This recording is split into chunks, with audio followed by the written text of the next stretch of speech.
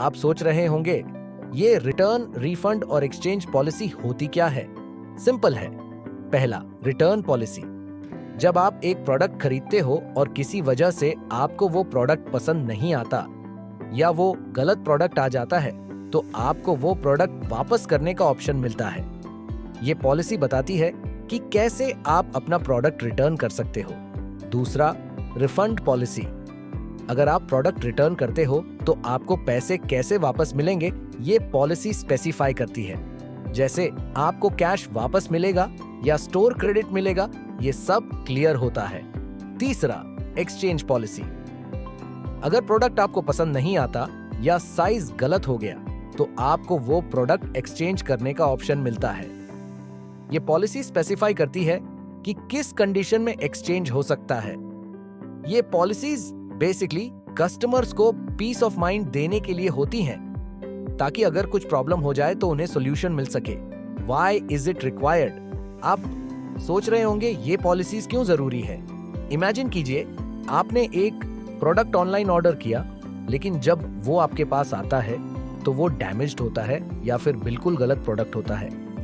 अगर आपके पास कोई पॉलिसी नहीं होती तो आप क्या करेंगे? आपको अपने पैसे वापस मिलेंगे या नहीं, आपको एक्सचेंज मिलेगा या नहीं, ये सब अनसर्टेन होता है।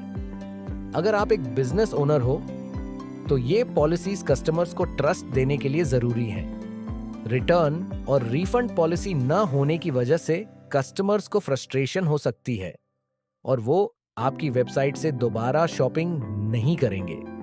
तो अगर आप अपनी वेबसाइट पे ये पॉलिसीज नहीं रखते तो आप अपने बिजनेस को ही रिस्क पे डाल रहे हो। अगर आप अपनी वेबसाइट पे रिटर्न, रिफंड और एक्सचेंज पॉलिसी नहीं रखते तो आपको लीगल इश्यूज हो सकते हैं और कस्टमर्स के बीच में ट्रस्ट भी लूज हो सकता है। एग्जाम्पल, अगर कोई कस्टमर एक आइटम परचेस करता है और प्रोडक्ट फॉल्टी या डैमेज्ड आता है, तो अगर पॉलिसी नहीं है तो कस्टमर को लगेगा कि वो पैसे वेस्ट कर रहा है।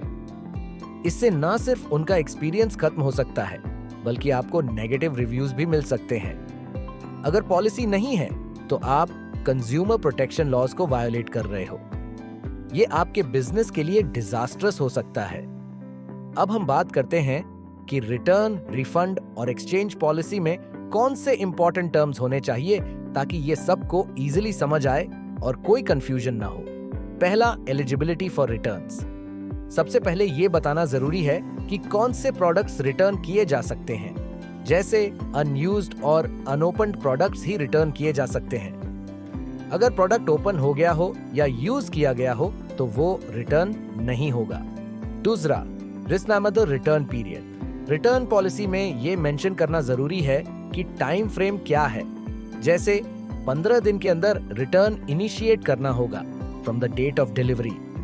तीसरा, रिटर्न प्रोसेस। रिटर्न का प्रोसेस सिंपल और क्लियर होना चाहिए। जैसे कस्टमर को रिटर्न रिक्वेस्ट कैसे करनी है और अगर कोई डॉक्यूमेंटेशन रिक्वायर्ड हो तो वो कैसे सबमिट करना होगा। चौथा, रिफंड प्रोसेस। रिफंड कैसे प्रोसेस होगा ये भी स्पष्ट होना चाहिए। कितने दिन में रिफंड मिलेगा, किस मेथड से रिफंड होगा, ओरिजिनल पेमेंट मेथड या स्टोर क्रेडिट। पांचवा, एक्सचेंज पॉलिसी।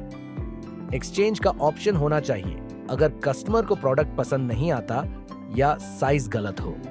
ये स्पेसिफाई होना चाहिए कि एक्सचेंज सेम वैल्यू का प्रोडक्ट हो सकता है या कलर चेंज हो सकता है। छठा, नॉन रिफंडेबल आइटम्स। कुछ आइटम्स जैसे पर्सनलाइज्ड आइटम्स या डिजिटल प्रोडक्ट्स जो रिटर्न या एक्सचेंज नहीं हो सकते, उन्हें क्लियरली स्पेसिफाई करना जरूरी है। सातवां, शिपिंग कॉस्ट्स। रिटर्न शिपिंग का कॉस्ट किसने बेयर करना है? क्या कस्टमर को शिपिंग चार्ज देना होगा या कंपनी ये कॉस्ट कवर करेगी? अथवा डैमेज्ड और डिफेक्टिव आइटम्स। अगर प्रोडक्ट डैमेज्ड या डिफेक्टिव आए तो उस केस में रिटर्न का प्रोसेस क्या होगा ये स्पेसिफाई होना चाहिए। जैसे कस्टमर को प्रोडक्ट का फोटो भेजना होगा और डैमेज्ड आइटम्स को कैसे हैंडल किया जाएगा। नौवां, कंडीशंस फॉर रिटर्न्स। रिटर्न होने वाले प्रोडक्ट की कंडीशन भी इंपॉर्टेंट है। जैसे प्रोडक्ट ओरिजिनल पैकेजिंग में टैग्स अटैच्ड होने चाहिए और वो अनयूज्ड होना चाहिए। 10वां, रिफंड मेथड। रिफंड किस मेथड से मिलेगा?